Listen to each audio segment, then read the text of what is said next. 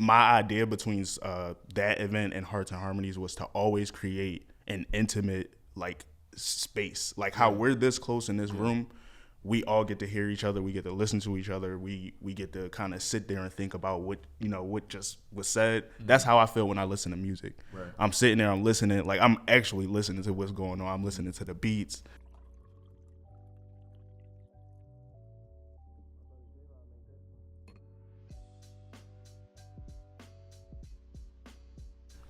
Welcome to another episode of Keeping It a Bean. Keeping It a Bean is where we bring together culture, commentary, conversation, all over a cup of coffee.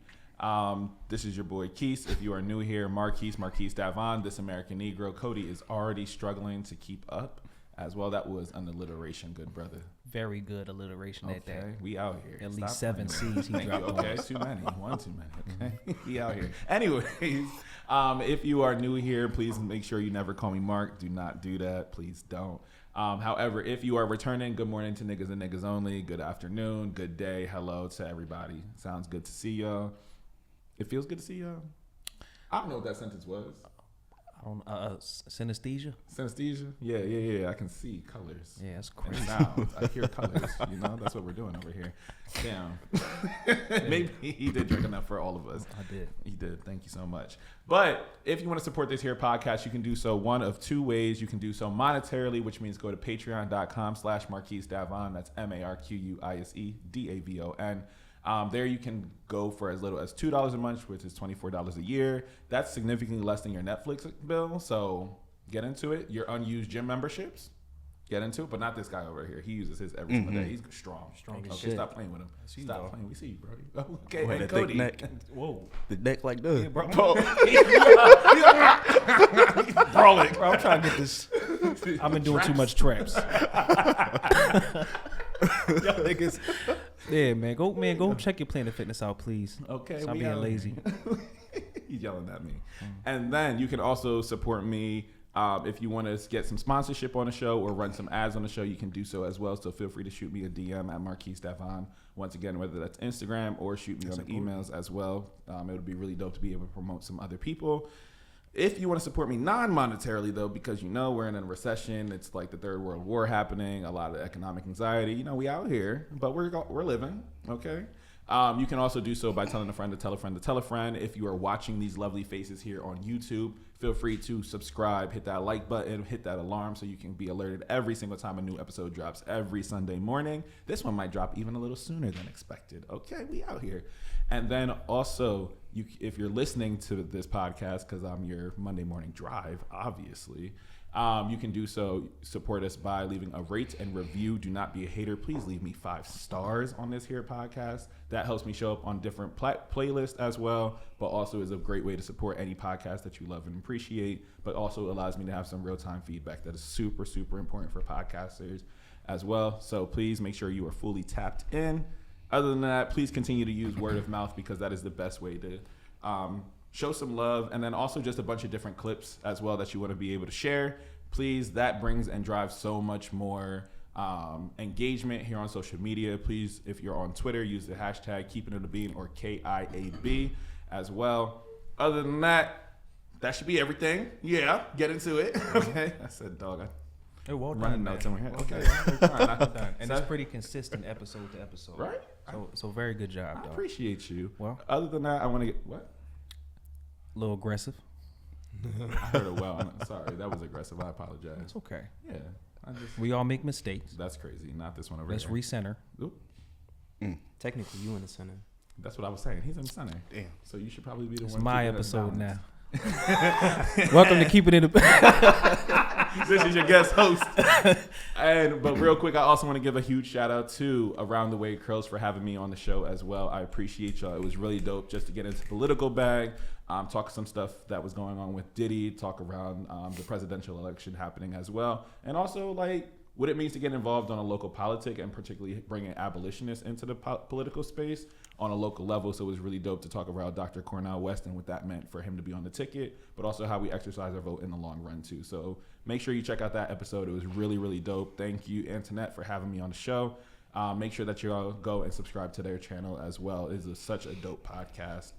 I think those are all the shows I have. Oh, and shout out to Olay. We got to do another episode of Olay and Friends. That was a Patreon exclusive, so please make sure that you are going to go to her channel and make sure you subscribe to her content. We were honestly off the cuff for that episode, so we kind of ran with wherever it was going. So thank you also for having me, Olay. I'll make sure to leave all of their information in the description box below. And now we can get into the episode. Keys, Cody, how do you feel about No Diddy? I actually hate the phrase. It reinforces a lot of, because it associates, No Diddy's associated not with his violent acts, it's associated with homosexuality. And so because of using the phrase, it kind of reinforces that gay shit is still deviant and the worst, and it reinforces stereotypes that gay people are sexual deviants and predators, rather than it actually being like a pause, which is still like, but at least it's not associating his acts with gay shit. I wanted to ask somebody smart. Thank you. Yeah, no problem, bro. Very thorough. Very I thorough. think that's a very complete answer. I know your perspective is the right one. From my perspective. Pride Month. Pride Month. So you can talk whatever you need to say next month. From okay. The way I'm guilty. I say No Diddy frequently. I know. No Diddy, no Diddy, no Diddy. Don't For need me, it. it's That was crazy that you got to ask your sister. I'm just saying anymore. That was crazy. I had to empty the tank. For me, it's literally just, I don't want to say spotlighting Diddy, but that's how I use it. Yeah. But the further implications. Yes, I agree with you. I agree with you. Yeah. So, but yes, excuse me. Yep. Don't let it happen again. I appreciate you. It might. Do your best. Okay. If you love me, you do your best. I'm gonna quell it, man. I know it's gonna be difficult. Okay.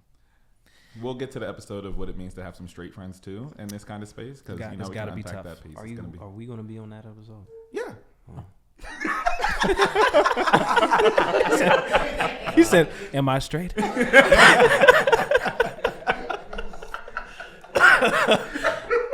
Y'all niggas, We'll man. unpack that together. It's all right, bro.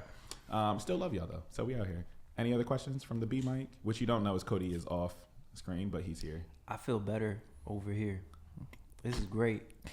I took Cody out for a couple drinks, which I think might be a consistent theme moving forward. Yeah. I like this. I'll find to add some razzle dazzle to these episodes. No, I think we're good. I don't have any questions as of now.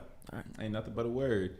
Other than that, obviously, if you're watching this, you do see another lovely face here on the podcast as well. Y'all already know who this man is right here. This is B. Make sure that you are following his work, Balmour. That's Balmour. So follow his music. One of the best musicians, songwriters, singers out here in the Philly area. You already know this is somebody. Even if he was not my good brother, if he was not my friend, I would still listen to his music. And that says something. Means a lot. That means a lot. Because I'm not gonna lie. If your music's not good, I ain't gonna give you no streams. But he quite literally made like the top of a couple of my title playlists for months consistently once Double HP dropped. So I'm excited to see what happens with this new project. Thanks, man. Yeah. So welcome back, good brother. Thanks for having me. Yeah. And now Are you not always on? Not always. You know, Okay. he got some people he prioritized over having me. Sometimes we have a nigga with glasses quota. We are at our limit today. A lot of glare need to work on post. Yeah, I'm gonna shut up. Yeah, our boys on. We normally do an episode all together once a month. Okay. Yeah, and then sometimes we add a little razzle dazzle that we call Elijah as well. That's probably going to be one of our more chaotic episodes. Yes. But yeah, these two are regulars on the pod. Probably some people's favorite episodes across the board because it's just fun. I know this guy's a goofball, so Dog. Yeah, dog, I'm hard to handle. Yes, he is. Yeah. It's tough. I'm sorry, Ashanique, if you're listening. I'm sorry. She's not. She know better. But we also have DeMel on as well. DeMel, I would love for you to introduce yourself to the audience. It is so good to have you on the platform. And I'm excited what we get to talk about a little bit more today, too, because it's something near and dear to both of our hearts. yes, I really appreciate you having me here. I'm glad to be here with B as well. Okay. Sir. So yeah, I mean, I've been really working in Philly for quite a while, like playlist curation. But I always felt like just working with artists within the city throughout the years, I've finally been able to land my feet in event production. Like, I really love it in this space. I love the chaos. I've been able to work with, through a couple festivals and shows, like larger show events. And call me crazy, but I like running around and like checking with everybody and making sure everything is organized. So that's kind of where I land my feet at now. I'm just going to get the quick like rundown of things. But yeah, again, thank you for having me. Yeah, no problem, good brother. Like I'm excited because just the conversation that we get to have today, and even just talking around this really dope event that you're curating too. I know B's one of the performers for the event, but also I don't think we often get to talk around like the event production side and like the philosophy behind different events too. And I think that's so important for audiences to hear. I agree. It connects you in a different kind of way. So I'm really hoping that the audience gets to take away what does it mean to be on a background, but what does it mean to create a very specific kind of an event? Because I think what you put together is very intentional, and really important for people to see, especially in an age of streaming music.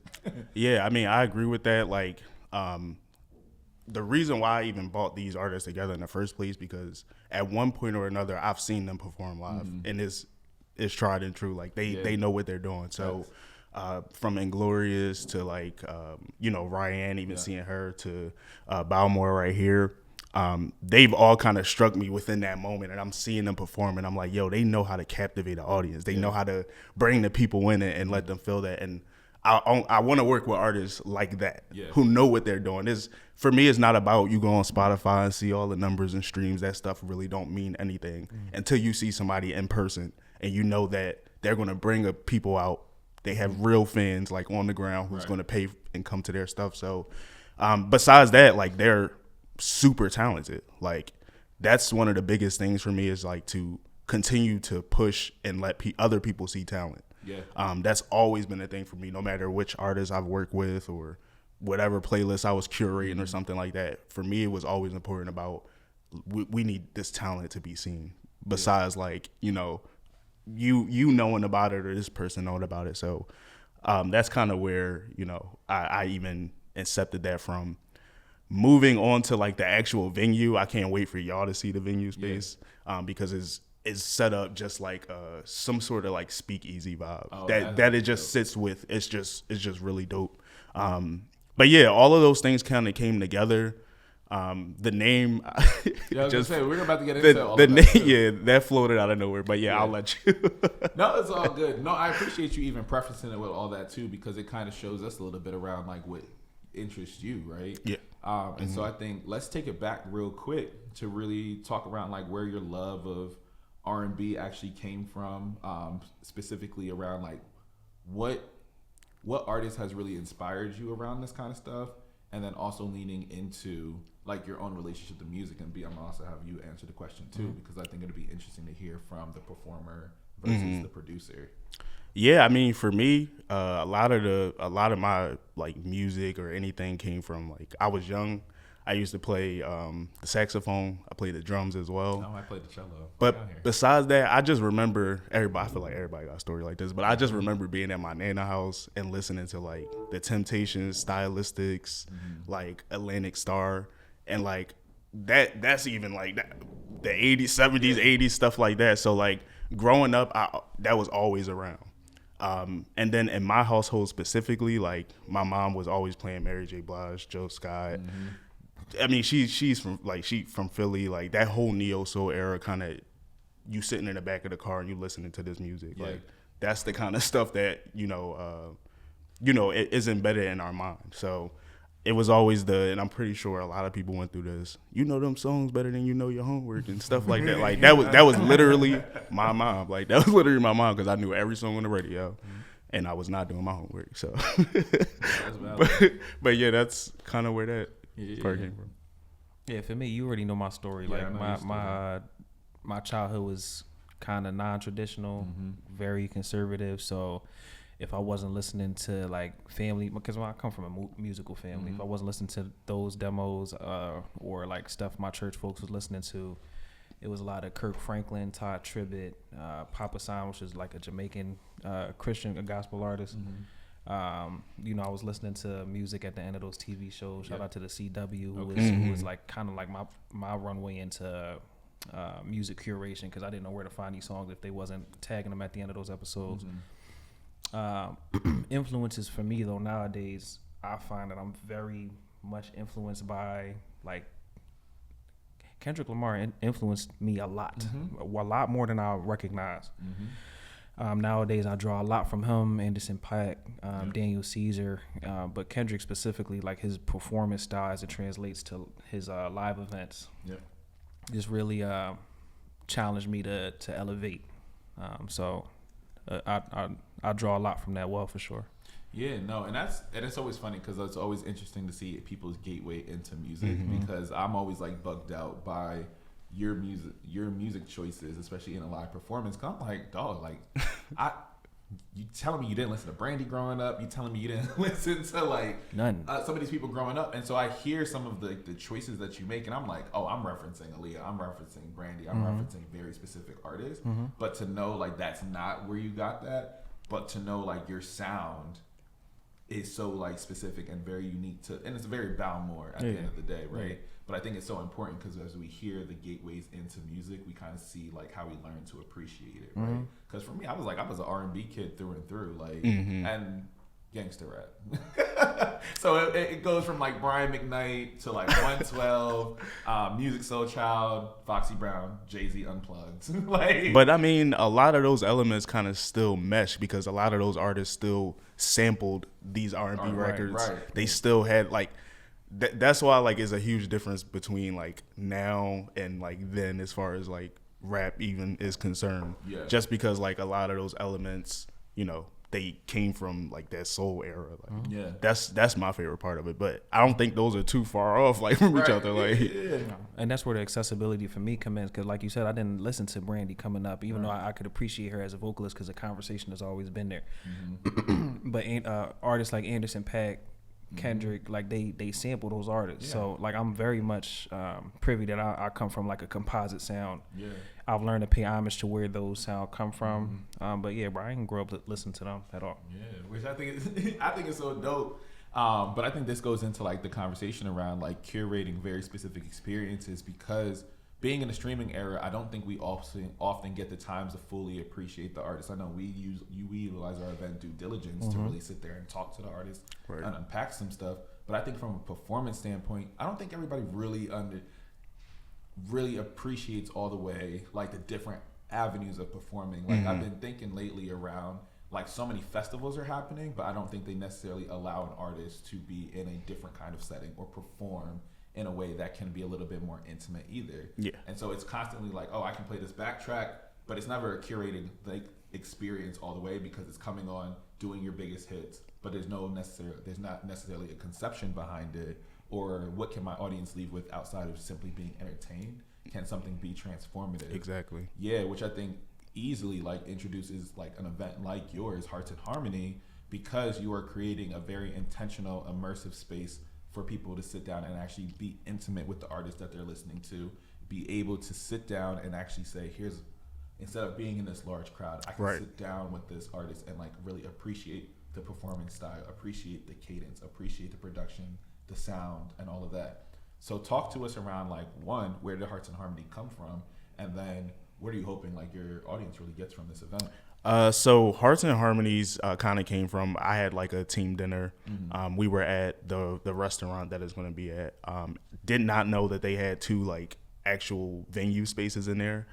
So they took us on a tour of the space, and immediately I was like, this is what can go in here. Like it was our full team, and I was like, this is what happened.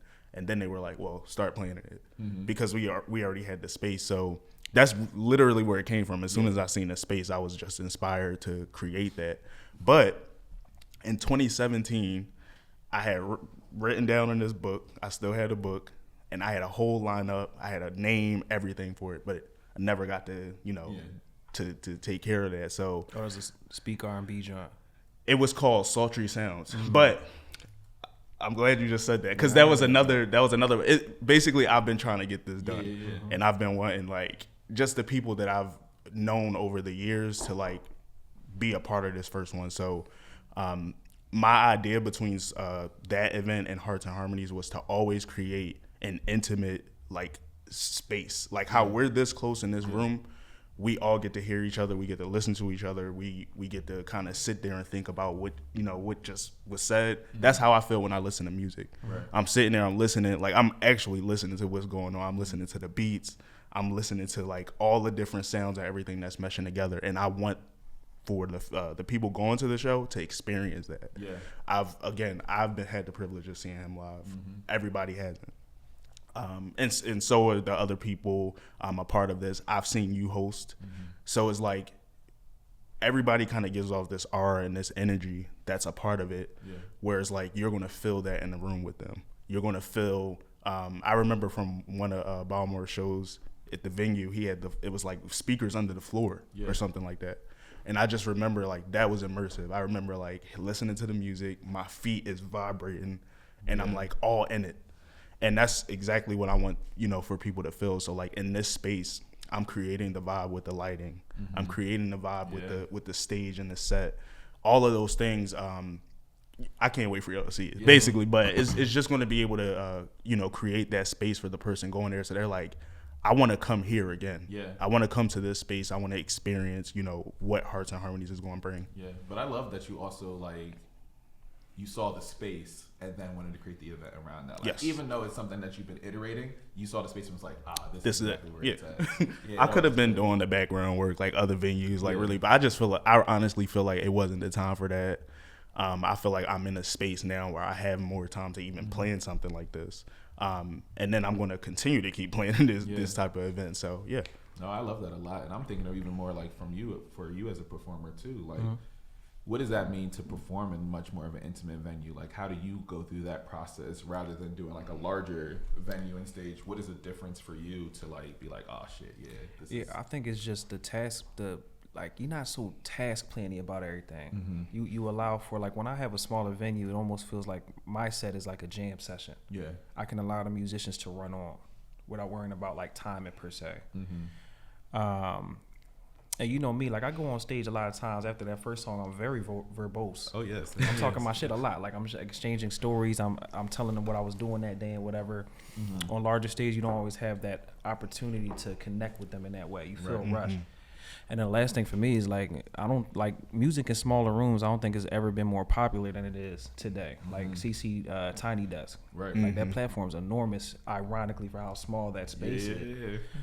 So like being able to literally look at each person in the room and connect with them, watch how they receive your lyrics, watch them kind of immerse themselves in the song, see how the ambience affects the room. Yep. It allows you to kind of guide the show in a way that feels more personal and intricate. Which I think is, for me, what I think I'm most excited for is like I've already heard parts of like this new project that you have coming out, but I'm really, really interested because this is such it feels like such a much more personal project. It is. And you're also going to be rapping a lot more in this space. And you're also bringing your ministry. I'm bringing the ministry out. Yes, sir. So shout out to the good folks at the Outer. Thank you, dog. Shout out to the good folks at the Outer Youth Ministry. The Code of the Righteous is coming. Yeah. You played a significant part in this inception. Oh shit. Well, you might not always know that, but y'all influenced me a ton, dog. When I come down to the uniform, Cody played a significant part in what the uniform looks like.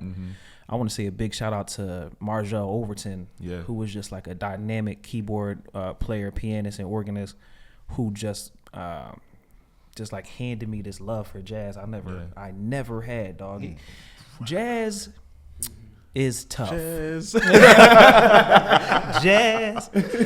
You gotta, bro, if you never really heard jazz outside of the Quiet Storm, it's hard. It's hard to it can be hard to identify with jazz music for some. Well, specifically for me, it's tough because jazz is very eclectic. Yeah. And there's not a lot of opportunity to find comfortability in those chords or those progressions. I think like dissonance is... they're using dissonance a lot. Yeah, dissonance is a wholly jazz thing that we put in an R&B element. So I never had a love for jazz, but Margell is jazz. Yeah. And the way that he's influenced my songwriting, my creative process, my stage presence, the way I work a small stage. Yeah. I can wholly attest to his influence. He is very seasoned, vetted out. And I told, he's a humble guy. So I told this to him in so many words before. He's like, oh, well, thanks, man. Thanks, man. Like, but the nigga don't understand the significance. So this next tape is almost exclusively, it has a very, it's gospel focused. Yeah. But the execution is jazz. So, and then as it translates, and I love smaller rooms because jazz fills that space up so much. Yeah. It fills up the room. And then also it turns that performance where often I'm the people consider me the front runner or whatever. Yeah. But jazz turns the music into a team sport. Yeah. So I can kind of fade into the obscurity of the set and just let them let the people appreciate them, but let the musicians just fill the room up. Which takes a lot of the load off of you as a performer, gives you a chance to reset for the next song. And I just love the collaborative aspect, and I'm running on, but The Code of the Righteous is a gospel jazz tape. Yeah. I'm also doing a ton of rapping on there.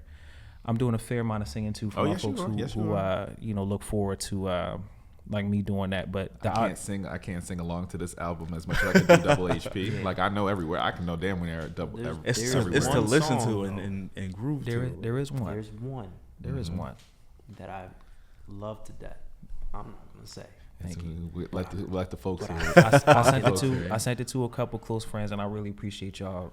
Will you be playing that? I will be playing exclusively those songs, 5 to 6 of them at Harmonies, Hearts and Harmonies. I was like, I said, we're gonna prompt him. But that Tequila working on me. But I love hearing that too, because honestly, I'm genuinely surprised. Like you had a little bit of an aversion to jazz music, because I sit there and I watch you and I'm just like, even listening to like when you and your brother perform, like you both just riff off of each other, and for me, I'm just like, that's jazz, bro. Like. Listening to y'all, like you sit there and watching you just like in awe of your brother, allowing the musician to do the thing. There's so many jazz elements of your performance style, which is why I'm personally like surprised. I'm like, oh wait, no, like I've seen this, because like my pop, that's who got me into jazz originally. So I'm listening to these musicians. I'm listening to fucking what's his name? Why am I bugging? Oh my God, I have his whole record in my home.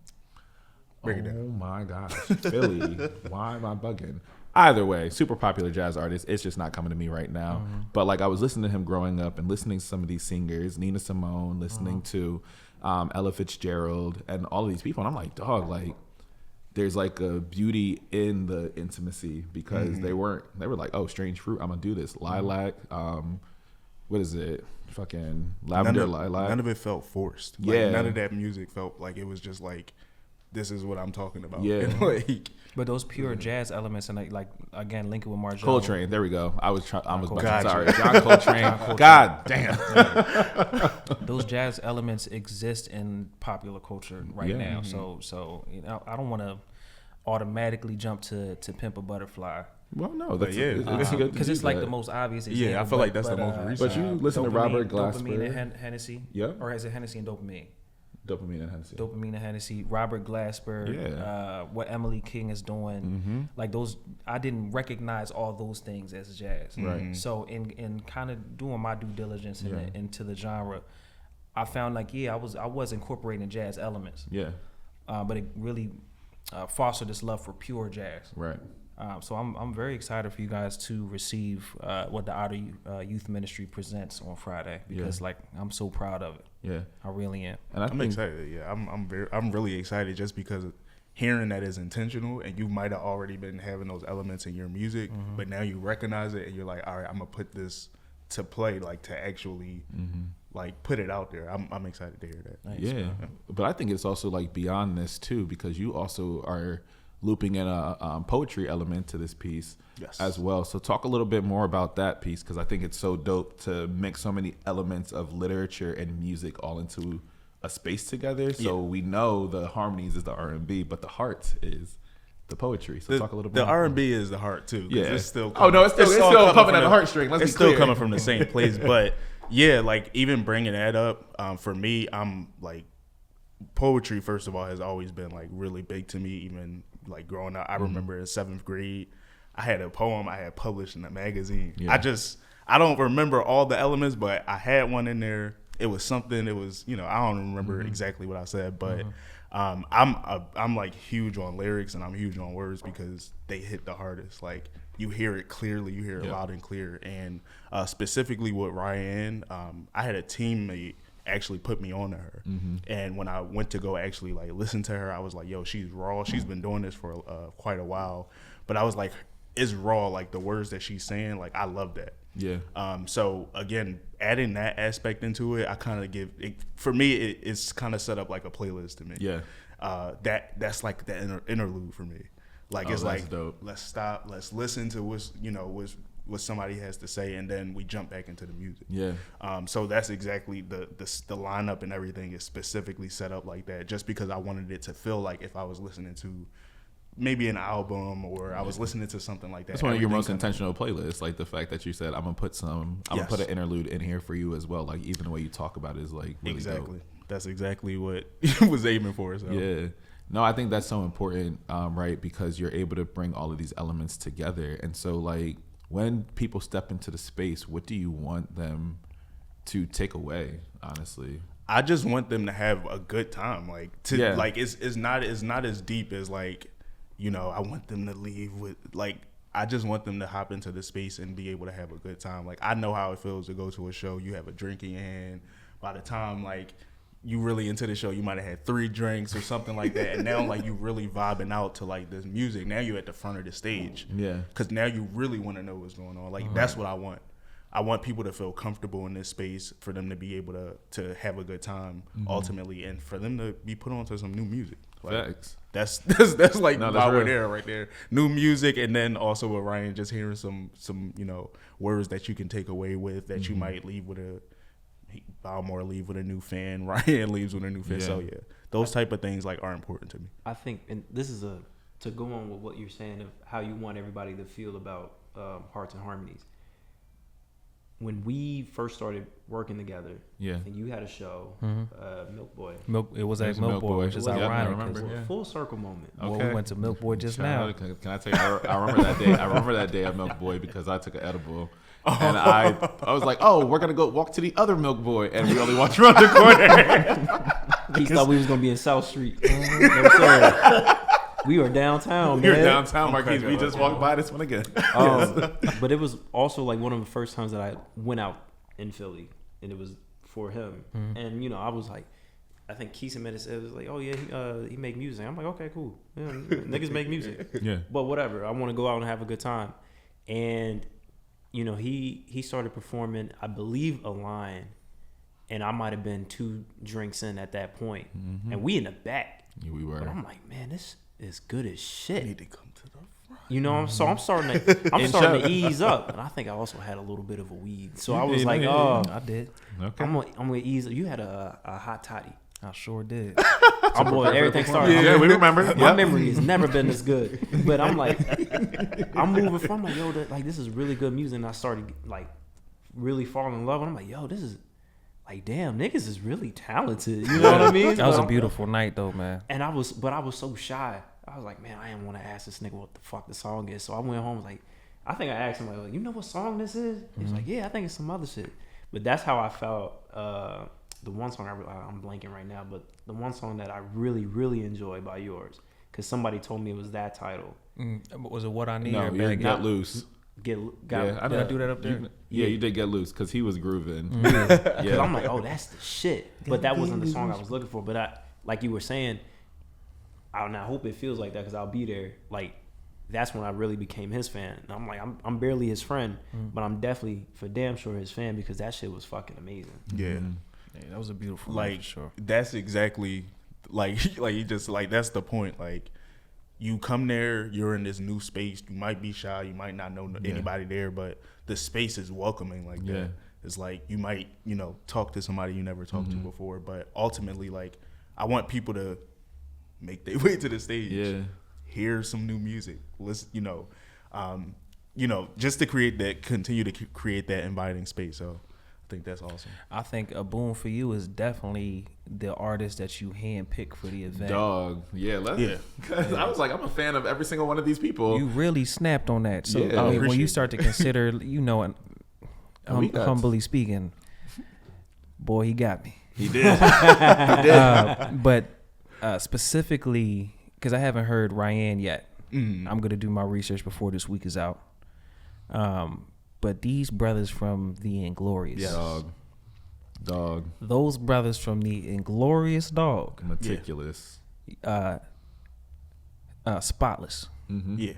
Even to how they compress their music, like down to it sounds like a record every single time. I Like, became a huge fan of them when they had their they had like a album release, and it was one of those moments where it's like I heard their music, but I wasn't that familiar with them.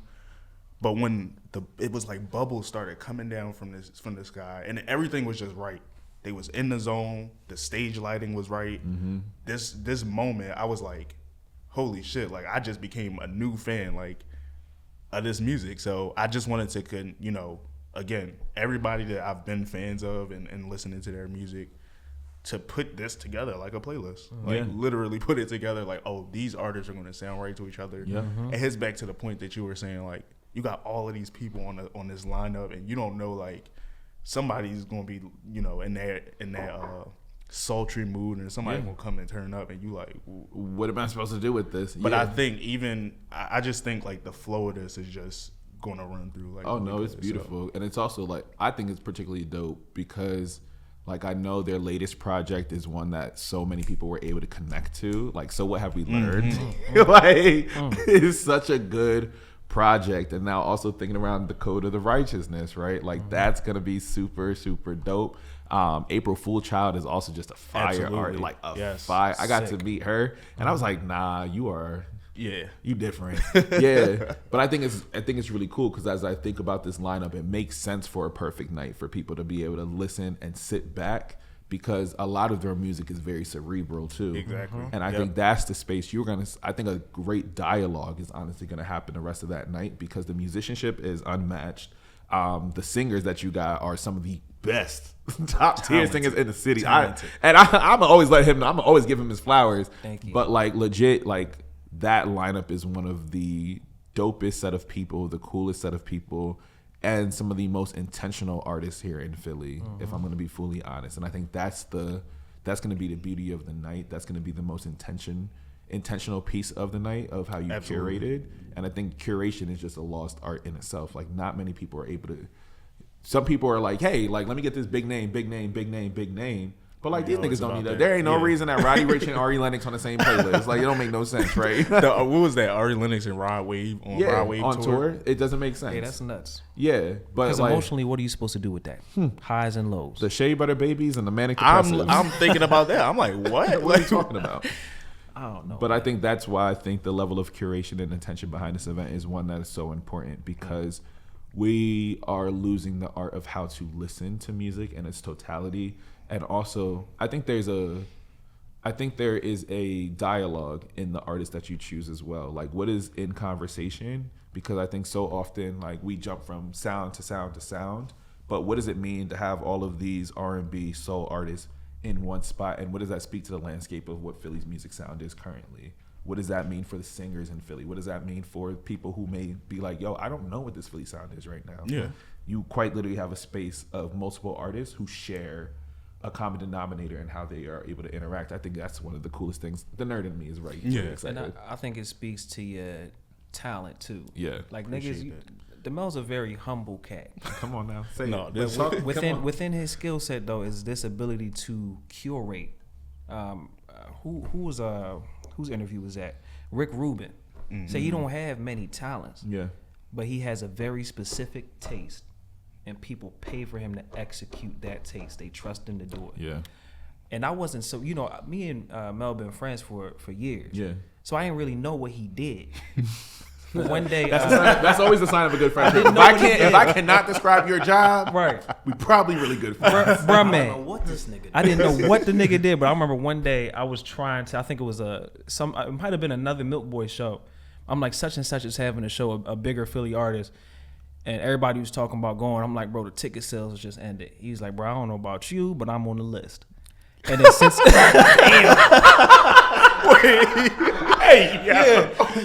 since that day, I was like, because obviously I was unfamiliar with your game. But since that day, I was like, the nigga is very well respected and plugged in this city, and he Appreciate that. and it's for good reason. You really have a very specific skill set, and you're very good at utilizing it, dog. So I appreciate it. yeah, bro, I just had to speak my piece, man. Thank you. Where do we go from here? You said. No, I think we got the crux of this entire event, right? So thank you, one, for coming on and being able to talk around this. Absolutely. However, we would be remiss if we did not end off, because we didn't start with it, the Keeping It a Bean segment. Okay. So tell us, Keeping It a Bean is the opportunity to have your hot take. That could be, I'm gonna keep it a bean about something personal, pop culture, politics, something you've seen on music, anything that's on your spirit. This is your space to get it off. So if I'm gonna keep it a bean, If I'm gonna keep it a bean, I think more artists need to put more work into their projects to actually create art. To create something long lasting that's not going to last you 3 months or 6 months. I'm talking about the project that you go back to and you're still doing shows and tours 2 years and glorious or something like that, because that's exactly what that project is. Like, they dropped the project a couple years ago and they're still able to do shows and things like that. So even with Balmour sitting right here next to me, like, those are important things that artists need to have. I also just feel like I'm probably keeping it a bean too much. no, you're not. But I also feel like, artists need to do a better job with their actual sound recording, because that all plays a part into, like, I feel like when I'm listening to music, I hear it like 8D sometimes. I be wanting to hear 8D, like I'm hearing it here, I'm hearing it back here, back here. So like I think that those important things, like just go into like a long lasting project. I'm not coming at nobody specifically. I'm just saying I think that people need to, artists specifically who are putting out music, need to focus on putting out quality music. Pink Panthers. Yeah. Did you see her quote? About the bridges. No, I think it was like the timing, how long she was, like her album length or something like that. It was she also stated that she doesn't think songs need to be that long anymore. Nobody cares to listen to that. It's Pink Panther. She's what, 22, 23? I've seen younger y'all. I have, but I think those same artists, like, they have a base to go back to. I ain't saying she don't, but I think they got more of a home base to, like, yo, this is really how I want to craft music out. I think Pink Panther's music, I don't need to listen to 4 minutes. No, I think it's also realized like this artist not for us either. Like, you think around like younger artists, they are running with that 2.5 minute kind of song. Personal taste, I don't care for it, because I think, I don't know, Beyonce had talked around in an interview one time. She doesn't believe in that. She doesn't believe we're lazy listeners. We just need to develop our audience to understand what it means to be an active participant in somebody else's music. And I think that's so, like, important, because I was like, Virgo's Groove is a 6 minute song. Like, it's one of the. But it's Beyonce. I understand, but it's not only her who's doing it, right? So if we look at like smaller artists, I look at Duran Bernard, who's able to put out 5 minute songs and stuff like that, especially on his newest project. We look at Dawn Richard. She's putting out, as an independent artist, 6 minute songs with Morning and Streetlights. Like, there are artists who are able to do it, but it is a matter of, yes, you got to beat that algorithm, because streaming means you need to have this song as much replay value as possible. So you play the game of musical capitalism and shit like that. And then the other piece is like, is the new thing, in order to make the art that you want, you must pay these new dues that come with the streaming services before you can have that. I think it's a mix. I mean, how long is that $1 Million Baby song? 2 minutes 30 seconds. Yeah, like, I think it's my first time hearing it through on the radio. It was probably yesterday, and it was done as soon as it started. I think both of these things are happening at once. I don't care for that song. I love it. Me personally, I think it's a song of the summer. I love it. Oh, I actually don't think it's a song of the summer. No, I don't know if this man Tommy Richmond. I don't know if I can't suss out industry plans no more. We're having the same conversation around industry plans as we have around AI. I don't know who starts it. Yeah. But Tommy Richmond, the song that he released a trailer for last week, Devil. it sounds like it's gonna be a banger. Devil something. And this $1 Million Baby is the perfect recipe for a summertime song. I think it's excellent. Which I think is interesting because when I was at the Roots picnic, people were just like, "All right, I'm over it." Like it wasn't like because I think there's a difference of like because to be honest, like Not Like Us would be a song that still gets people excited for the summertime. That to me is going to be a song of the summer. I agree. I would say Roots Picnic though, I would say is one of the more intellectual festivals out of the rest. Yes. Right. But if I'm looking at the songs that were played over and over again, besides Sexy Red, Not Like Us got a very visceral response anytime it was played. Tommy Richmond's song was just like, $1 Million Baby was just like background music. Like that's what it turned into. Like to me, I think the quiet banger of the summer is going to be Tinashe's Nasty. I think that song's actually going to be, I think that one's going to be the grower because we're going to see it in parties and people are going to associate with it. And low key, I think when Normani drops her project, I think Dopamine is actually going to have a banger because she has Brandy on one of these new tracks. But I think Candy Paint is a song that a lot of people have been waiting on and it's going to appeal to so many more. So I actually think the song of the summer is either going to stick with Not Like Us or one of the two pop girls are gonna end up taking that space. Yeah, I think music right now is like just transitioning into like a newer space. Not really weird anymore because I think stuff is just being ironed out. So again, I think it is making more room for like what those top records are going to be. We see like in the past, like the top records were like rap songs, like for the most part. So I think we might be moving more into like that R&B space to for them to be at the top of the chart. I don't think it never left. I think people just stopped listening to like what was actually going on just because of how popular other things were. But yeah, I think we're just getting back to that space, which is, amazing. Facts. Do we got time for me to keep it a bean? Or is that it? How much time we got? 5 minutes? I can be quick. Go for it. Normally I crack jokes during this segment. Are you focused? Yeah. I actually wanted to build on, I guess, an aspect of something DeMel brought up. So keeping it a bean, I think artists need to invest in growing their craft. It's not hard to make a good song, but can you repeat that process? And if you can repeat it, can you explain to others how to get it done? Well, I think with that comes being competent, which is a word like artists don't hear a lot because we're so focused on being creative. But you can be competent in recreating your creativity, if that makes sense. So a conversational piece I have with people all the time is like when I play a song for them or they happen to hear one, it's like, I made this at home. And they're like, bro, how did you? And I'm like, bro, since 2017, I've been getting reps in. I've been in the gym just mixing these songs down, seeing what vocals work, trying different microphones, trying different plugins, playing with effects. You're putting in your hours. Yeah, exporting them out to producers, getting feedback, upgrading the microphones, buying protectors for the barriers for the microphone to make the treating the room, like putting other ears on it, taking the songs to the car. And this is like a 10-year process, essentially. And if you're not willing to put that kind of time in, you're never going to get a product that you enjoy. Yeah. And also creating music that you yourself enjoy is another key to the whole thing. Like, would you listen to you? Yeah. Would you listen to it? That's deep. That's real. Yeah. Me, I run it up. I don't think some people listening to their music after they like record the music. I don't think so. I don't think they truly like, I'm being intentional about this. Like you just said, like I'm gonna play it in the car. I'm gonna play it in my headphones. I'm gonna go through all of these like different levels. I'm gonna send it to master like 5 times. Like stuff like that I think is important overall with the project. Because when it comes out and it lasts you for 5 years, that's, you did what you were supposed to do. Yeah. Like you did the job. So I appreciate that. All y'all make me want to keep it a bean about is the fact that on these little if I'm gonna keep it a bean, all these little top 100 album shits that are coming out. There is no reason that Janet Jackson's Velvet Rope was not on that list, and y'all really played in Mariah Carey's face. Yeah. There is no way that Mariah Carey was not on that list at all. Specifically, for my opinion, Butterfly should have been on that fucking list. Because that is somebody who has written the hell out of their music, who has crushed so many different boundaries. Other people are not doing what Janet does. Last but not least, put respect on Sierra's name because it's the 20-year anniversary of Goodies, and that was still one of the best debut projects that were ever to come out. Okay?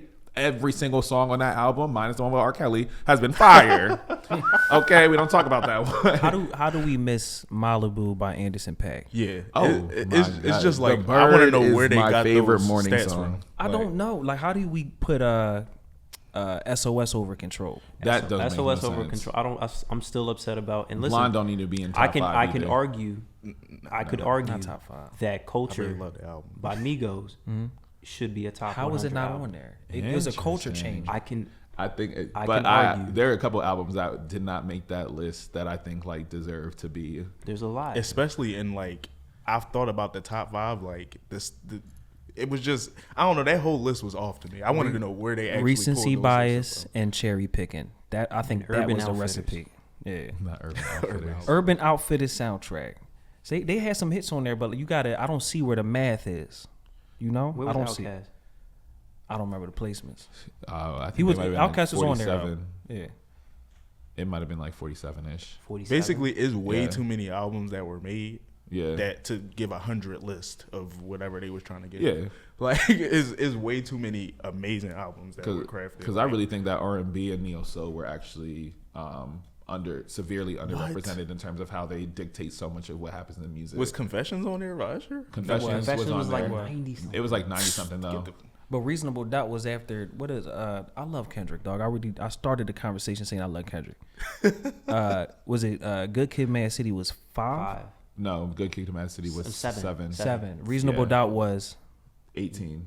that's like That's why I'm trying to No, but figure I out, think, what's the- but I wouldn't argue that, for me personally, I wouldn't say, I would put Good Kid, Mad City over Reasonable Doubt, but I understand what Reasonable Doubt meant for the time, and I'm a big Hov fan. and you have to adjust for inflation sometimes. Like sometimes there's credit to is about who did it first. Yeah, and I think that's there because he was also at the top. Like, he ushered in, when we got to the original inception of rap was a little bit more conscious, and then we lean into your gangster rap, and then you go into like this more braggadocious aspect of rap. That's exactly what Hov was able to bring in during that time. I think that's so important to name. Does Good Kid, Mad City go 5 or 7 if the Drake and Kendrick beef wasn't happening? I think it was Yes. going to go up there anyways. I was actually surprised that they didn't do the Darling that was To Pimp a Butterfly. I was actually I would have surprised expected to Pimp a Butterfly. over Good Kid, Mad City. So I don't know. To your question, dog, I think recency bias has something to do with that placement. If you ask me, For And if- Kendrick's? yeah. And if you got to pick an album, I would pick. Even though I think Good Kid, Mad City to me is a better tape. To Pimp a Butterfly is expertly crafted. Yeah, I think that's my And personal a favorite. musician's friend, like especially like when everybody loves musicians now. Which one? Jacob Collier, Robert Glasper. It's done now? We was just chatting. Oh, we was just talking. Oh, we were just talking? Still a You good just kinda let it go? conversation. I was going to say. You got the audio here, though. The audio's still going. Ain't nothing but a word. That is good. Hit the John. I'll do it.